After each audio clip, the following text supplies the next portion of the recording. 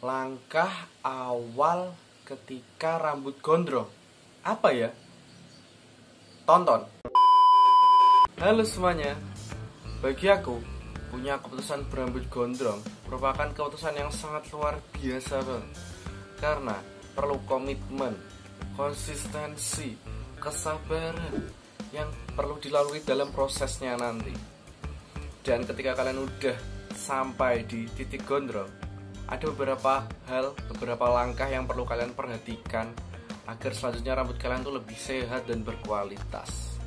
Oke, jadi ini merupakan pengalamanku sendiri sejauh ini karena aku sudah melewati fase-fase yang cukup banyak sekali dalam memanjangkan rambut. Aku udah hampir, kalau di video ini dibuat, hampir 3 tahun pas tuh sekitar Juni, ya sekitar Juni lah, ya bentar lagi udah 3 tahun, tapi aku udah potong selama 2 kali, ya potong-potong tipis aja lah gitu. Jadi langkah awal yang perlu kalian lakukan ketika memutuskan berambut gondrong adalah kalian harus punya komitmen untuk menjaga dan merawat rambut kalian. Ini penting banget teman-teman, ini sebagai fundamental dasar ketika kalian akan melalui prosesnya nanti. Gimana cara ngerawatnya? Banyak banget sebenarnya caranya, tapi aku akan share beberapa perawatan yang mudah banget dan simpel banget buat dilakuin.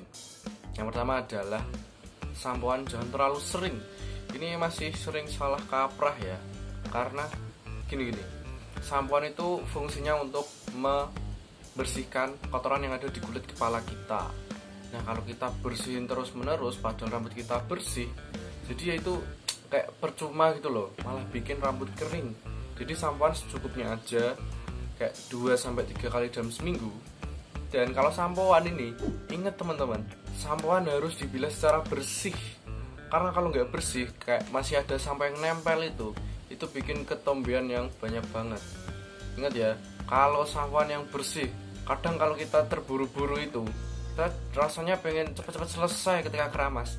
Dan itu harus diperhatikan lagi ketelitian kalian dalam membersihkan sampo yang tertinggal.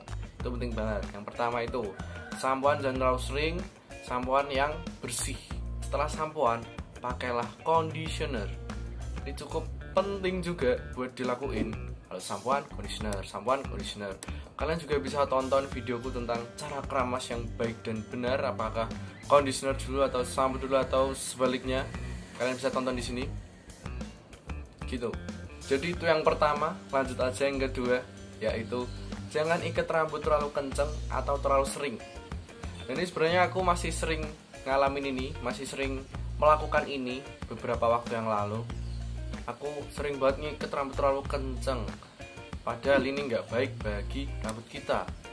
Rambut kita tuh perlu buat rehat sejenak dari tekanan-tekanan yang ada, apalagi tekanannya yang sangat kenceng itu, sangat ketat. Coba kalian di posisi rambut, mau nggak kayak gitu? Kalian mengalami tekanan yang sangat rutin terus menerus, pasti kan bikin stres ya, punya dampak yang buruk juga ya. Jadi ya kalian kasihlah waktu untuk rambutmu bernafas gitu. Dan ngikat rambut jangan terlalu sering-sering. Lah apa gunanya kita berambut gondrong kalau kita sering gunting rambut terus? Kita sesekali ya biarkan sebebas-bebasnya rambut kita, kayak diginiin gitu, nggak ditali apa-apa gitu kan, keren ya gitu. Itu yang kedua. Yang ketiga adalah rutin pakai masker rambut. Kalau aku sendiri juga rutin pakai masker rambut minimal seminggu sekali lah.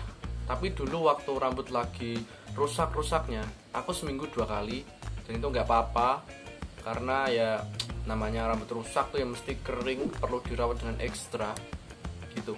Jadi perlu banget buat maskeran rambut karena punya efek yang luar biasa bagi rambut kita. Kayak misalnya melembutkan, membuat lebih wangi dan tahan lama. Itu patut dipertimbangkan lagi kalau kalian ingin menggondrongkan rambut. Oke, gitu. Masker rambut itu penting banget. Lanjut, yang keempat, stop kebiasaan buruk terhadap rambutmu. Contohnya, kalian pakai styling tools yang punya panas, yang menghasilkan panas, ini lebih baik dikurang-kurangin atau dilepaskan keterbiasaan kalian terhadap alat-alat itu, karena panas itu nggak baik buat rambut. Misal kita terlalu sering panasan di sinar matahari, itu ya juga kurang baik ya.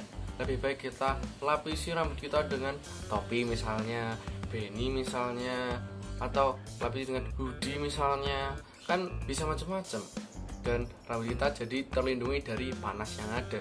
Tapi kalau kalian masih pengen tetap pakai styling tools, kalian bisa pakai minyak rambut dulu sebelum melakukan styling tools ini, karena itu fungsinya buat mengamankan rambut kalian, melapisi rambut kalian dari panas langsung gitu teman-teman.